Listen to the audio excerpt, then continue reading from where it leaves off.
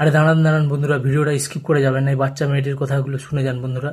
এই বাচ্চা মেয়েটির কথাগুলো শুনে যান। এই বাচ্চা মেয়েটি বড়ই গুরুত্বপূর্ণ কথা বলেছে, আমার মন ছুঁয়ে গেছে। দেখুন, আপনাদেরও ভালো লাগবে। ভালো যদি লাগে কমেন্ট, লাইক, শেয়ার করতে ভুলবেন না। এই ভিডিওটা দেখুন, বাচ্চার এই ভিডিওটা দেখুন, বাচ্চা মেয়েটির, এই ফুটফুটে বাচ্চা মেয়েটির ভিডিওগুলি দেখুন, আপনাদের খুব ভালো লাগবে।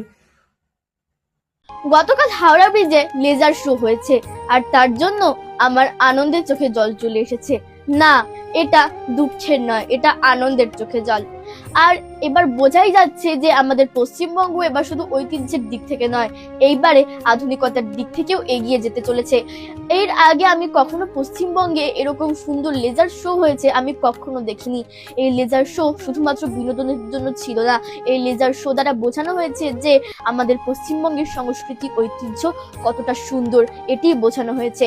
গঙ্গার তীরে গঙ্গার জলে সুন্দর এই লেজার শোর আলো প্রতিফলন হচ্ছিল, আর মানুষের উচ্ছ্বাস, আনন্দ, গঙ্গার এই লেজার শোর, গঙ্গার জলের লেজার শোর এই প্রতিফলন, এই লেজার শো, এই সব কিছু মিলিয়ে কলকাতা এক সুন্দর সন্ধ্যার সাক্ষী থেকে গেল।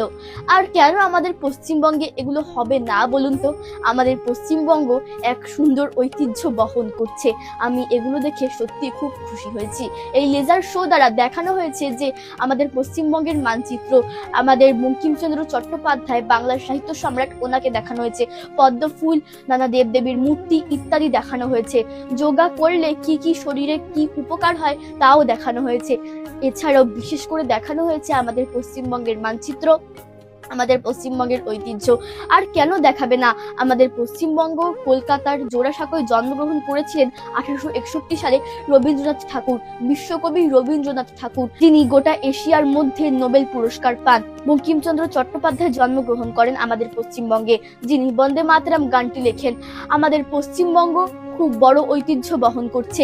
আমাদের পশ্চিমবঙ্গে রয়েছে বৃন্দাবন, ভাগীরথী ও জলঙ্গি নদীর মিলনস্থলে জন্মগ্রহণ করেছিলেন শ্রী চৈতন্যদেব। আমাদের পশ্চিমবঙ্গে রয়েছে বৃন্দাবন, নদিয়ায় রয়েছে মায়াপুর, যেখানে শ্রীকৃষ্ণের পুজো করা হয়। আমাদের পশ্চিমবঙ্গে রয়েছে দার্জিলিং জেলা, আর যেখানে বিখ্যাত দার্জিলিং টি কিংবা দার্জিলিং চা পাওয়া যায়, যেটি সারা বিশ্ব জুড়ে খ্যাতি করে রয়েছে।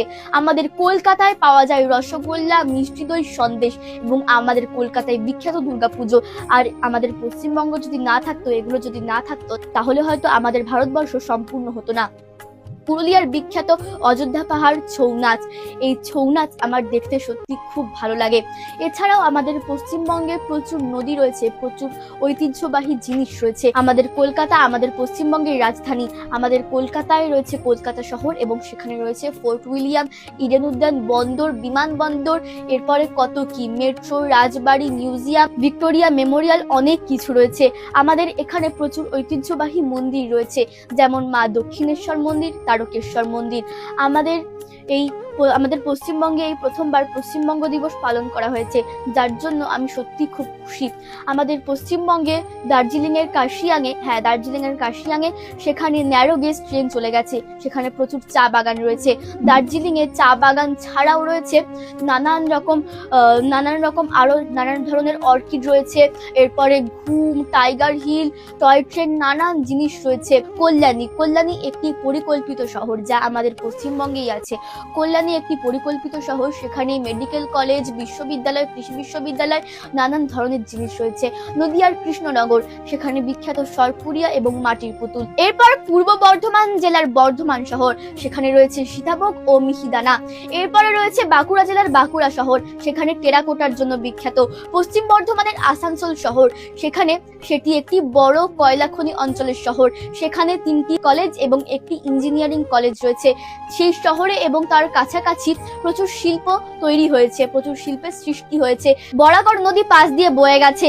এরপর রয়েছে ইংলিশ বাজার, হ্যাঁ, সেটি মালদা জেলায় অবস্থিত। সেখানে কি রয়েছে? তার মোহনার কাছেই রয়েছে বড় আমের শহর, হ্যাঁ ঠিকই ধরেছেন, ফজলি আমের শহর, যা সবাই খেতে ভালোবাসি। আমরা সত্যি সবাই খেতেই ভালোবাসি, আমিও খেতে ভালোবাসি। এছাড়াও এই দুর্গাপুজো যদি না থাকতো, তাহলে হয়তো আমাদের পশ্চিমবঙ্গ সম্পূর্ণ হতো না, ভারতবর্ষ সম্পূর্ণ হতো না। আর এছাড়াও প্রচুর কিছু রয়েছে বলার মতো, যেমন বীরভূমের বোলপুর, সেখানে কি হয়েছে? হ্যাঁ, বিশ্বকবি রবীন্দ্রনাথ ঠাকুর সেখানে আশ্রম বিদ্যালয় প্রতিষ্ঠা করেন, পরে যা বিশ্বভারতী বিশ্ববিদ্যালয় নামে পরিচিত হয় সারা পশ্চিমবঙ্গে, সারা দেশে। আর এছাড়াও আমাদের পশ্চিমবঙ্গে প্রচুর প্রচুর জিনিস রয়েছে যা বলে শেষ করা যায় না। ও হ্যাঁ, আমাদের কলকাতায় কিন্তু হলুদ সাদা এটি একটি ঐতিহ্য ছিল পুরনো সময়। কলকাতা নিচ দিয়ে চলে গেছে পাতাল রেল, যাকে আমরা মেট্রো বলে থাকি। এছাড়াও আমাদের পশ্চিমবঙ্গে কিন্তু প্রচুর নদী রয়েছে। সেই নদী কি কি আসুন একে একে বলি। তিস্তা, তোরসা, অজয় নদ, ময়ূরাক্ষী, রূপনারায়ণ, দ্বারকেশ্বর, শিলাবতী, হলদি নদী, আরো অনেক নদী রয়েছে। তারপরে আরো রয়েছে যেমন কেলেঘাই, কংসাবতী, আরো প্রচুর প্রচুর নদী রয়েছে। শিলাবতী ও দ্বারকেশ্বর নদ মিলে সৃষ্টি হয়েছে রূপনারায়ণ নদী, যা গেউখালীতে গিয়ে পরে হুগলি নদীতে মিশেছে। কেলেঘাই আর কংসাবতী এই দুটি নদী মিশে তৈরি হয়েছে হলদি নদী। উত্তরাখণ্ড রাজ্যের গঙ্গোত্রী হিমবাহের গোমুখ গুহা থেকে সৃষ্টি হয়েছে গঙ্গা নদী। কিন্তু আমাদের এতটাই সৌভাগ্য যে উত্তরপ্রদেশ ও বিহারের উপর দিয়ে এসে, বিহারের মধ্য দিয়ে এসে আমাদের পশ্চিমবঙ্গের মুর্শিদাবাদে এসেছে গঙ্গা। হ্যাঁ, আর এরপরে গঙ্গা দুই ভাগ হয়ে গেছে, একটি ভাগ আমাদের পশ্চিমবঙ্গে এসেছে আর একটি ভাগ চলে গেছে বাংলাদেশে। পশ্চিমবঙ্গের যেই গঙ্গা নদী রয়েছে তা মুর্শিদাবাদের মিঠিপুর থেকে নদিয়ার নবদ্বীপ অব্দি নামকরণ করা হয়েছে ভাগীরথী, এরপর থেকে নামকরণ করা হয়েছে হুগলি নদী। তো বন্ধুরা, আজকের ভিডিওটি আমি এখানেই শেষ করছি। আর আমি এত কিছু বলতামই না, এত কথা বলতাম না, তবে পশ্চিমবঙ্গের ঐতিহ্য এতটাই বড় যে কথায় কথায় এত কিছু বলে ফেললাম, তারপরেও শেষ করতে পারলাম না।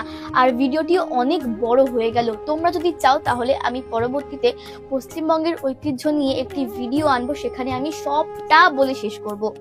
তো বন্ধুরা, তোমরা ভিডিওটি অবশ্যই ছড়িয়ে দিও। আর তোমরা অবশ্যই জানিও যে পশ্চিমবঙ্গের ঐতিহ্যের কথা তোমরা আর জানতে চাও কিনা। তাহলে আমি আরো একটি ভিডিও আনবো যেখানে আমি পশ্চিমবঙ্গের সব কথা, সব ঐতিহ্য তুলে ধরবো। আর হ্যাঁ, যদি কখনো ভারতবর্ষের ঐতিহ্যের কথা জানতে ইচ্ছা করে তাহলে অবশ্যই বলবেন। হ্যাঁ জানি, ভারতবর্ষের ঐতিহ্যের কথা অনেক বড়, বলে হয়তো শেষ করা যাবে না। তারপরেও আমি অবশ্যই চেষ্টা করব যাতে পুরোটা আমি শেষ করতে পারি আপনাদের বলে। ভারতবর্ষের ঐতিহ্যের কথা জানতে চাইলে অবশ্যই আমাকে জানাবেন। ধন্যবাদ।